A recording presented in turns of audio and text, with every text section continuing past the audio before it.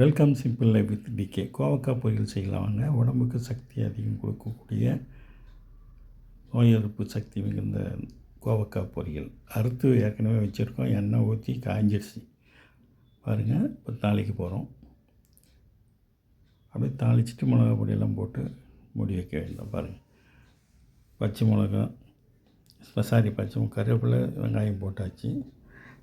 தக்காளி சேர்த்துக்கலாம். தக்காளி சேர்த்துட்டு லைட்டாக வதங்கின அப்புறம்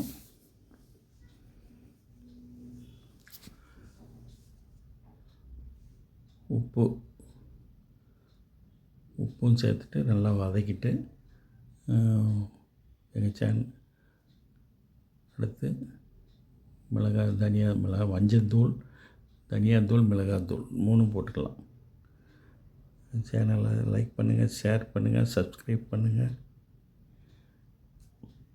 இது நல்லா மிக்ஸ் பண்ணி விடணும். மசாலாலாம் மிக்ஸ் ஆன உடனே நம்ம ஏற்கனவே அறுத்து வச்ச கோவக்காயை போட்டு நல்லா மிக்ஸ் பண்ணி திருப்பி விட்டு மூடி வைக்கணும். தண்ணியிலே வேகணும். அது அந்த ஆவியில் வேகணும். தண்ணி தேவையில்லை, ஆவிலே வேகுது பாருங்கள். நான் 2 தடவை மூடி வச்சு சும்மா கையில் தண்ணி எடுத்து தெளித்து மூடி வச்சிடணும்.